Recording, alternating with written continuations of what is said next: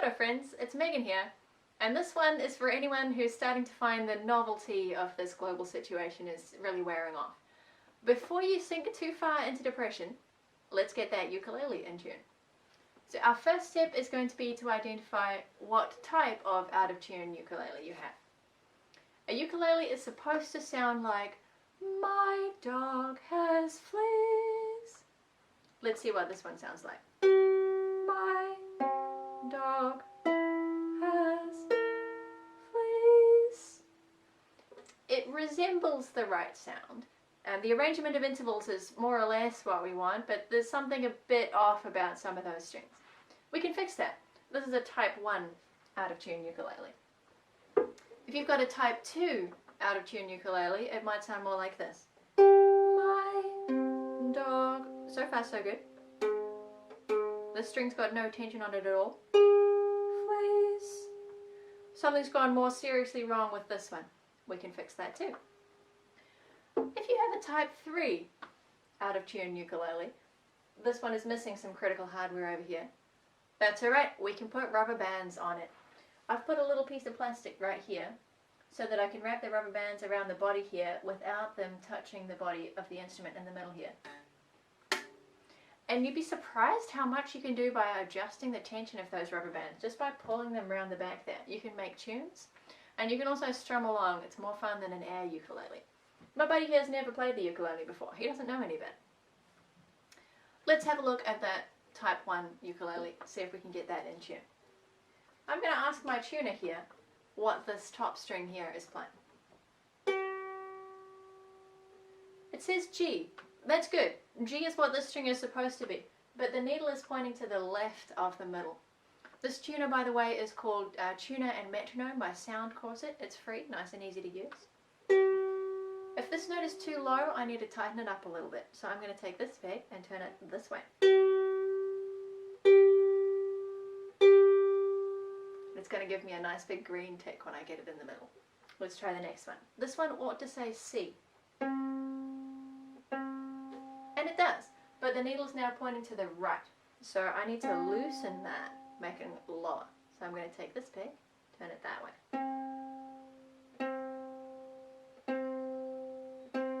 There we go. This one ought to say E. And it does. Pretty good already. Last string at the bottom ought to say A.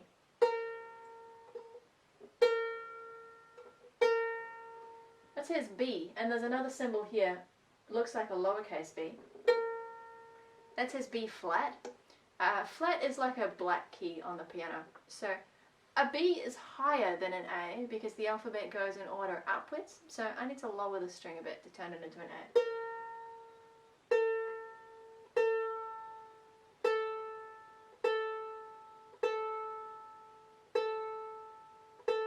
There we go. Lovely. Let's have a go at that type 2 out-of-tune ukulele. We're going to start with the worst string. This one here has lost all its tension. Perhaps some small hands got a hold of this peg at some point. So first of all, I'm going to turn to add some tension there so that my tuner is going to be able to hear it. What do we have now? It says C. This is the third string down from the top, so it ought to say E. C is lower than E, C, D, E, so I've got a long way to go still going upwards. And you can see how far I have to turn this peg. Totally unlike violin pegs. With ukulele pegs you may have to turn them quite a few times. If your string is very loose, then you'll need to go a long way around to tighten that up. Just engage your common sense to see how tight a nylon string ought to be. I confess to having broken quite a few strings on a variety of instruments by not listening to my common sense and having an idea in mind of what that string ought to be, and then keeping it on tightening it, even though the string actually clearly told me that it was way too tight already. Don't let that happen to you. How are we doing? D flat is close. D is lower than E.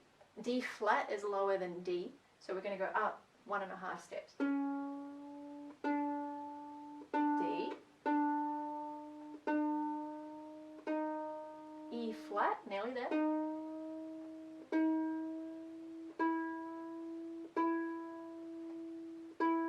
and an E right in the middle. Let's fix those other strings on this ukulele. G says it's pretty good already. C's alright. E is okay. This one ought to say A and it says A flat. Remember, flat is lower than the regular note, so I need to tighten that up a bit.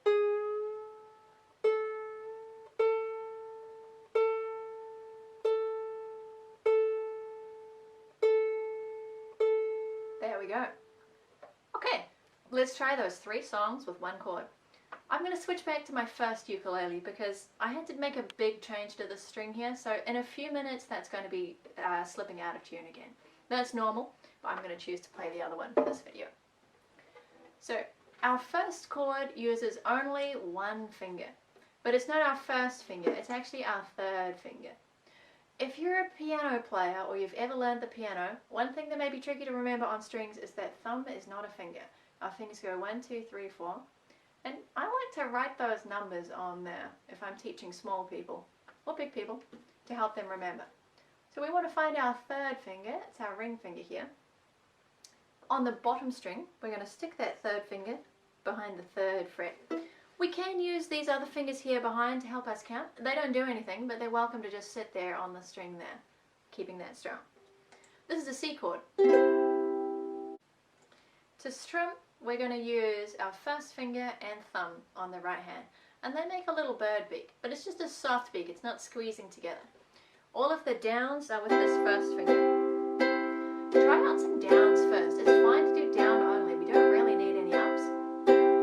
Our first song is Row, Row, Row Your Boat, and we're going to try doing that the first time with just downstrokes. Let's try. The voice is going to start on C, which is this note here, the 2nd string from the top.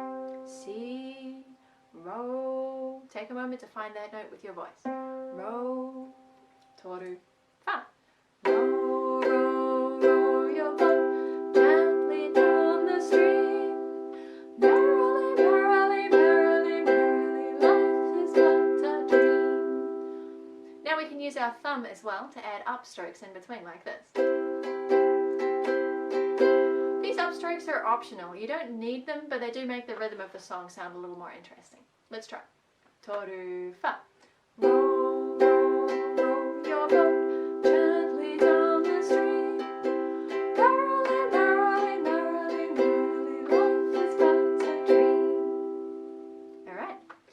Our second song is 10 in the Bed. Same chord, no need to change over that. And one thing about this chord is that it only changes 1 string on the ukulele. So if you've got small people around, and if they're not quite ready to find that finger and stick it there on that string, it's okay to play the open chord of the ukulele. It sounds alright, and mixing it together with the C chord here also sounds alright. So it's okay to do both of those things at once. This is 10 in the Bed. This starts on a low note. It's lower than any of the strings on the ukulele. But more importantly, the word 10 at the beginning of the song is on the same C that we found before. C, 10, there were 10. Try finding that with your voice there. There were 10. And now we're ready to play. Toru, fa. There were 10 in the bed, and the little one said, roll over, roll over. So they all rolled over, and one fell out, etc. Our 3rd song is Kookaburra Sits in the Old Gum Tree. This one starts on a different note. It actually starts on G. So we're going to find that note from our top string on the ukulele here. G, Kookaburra. Finding that higher note with your voice before you start is absolutely worth it. Let's try it once together. Toru, fa. Kookaburra sits in the old gum tree. Merry, merry king of the bushes he. Loft, Kookaburra loft, Kookaburra gay, your life must be. This song works as a round. So if you want to try it with me, wait for me to sing Kookaburra Sits in the Old Gum Tree, and then you and your family can come in at the beginning of the tune, right after that. So we're playing together as a round. Let's have a go. Toru, fa. Kookaburra sits in the old gum tree. Merry, merry king of the bushes he.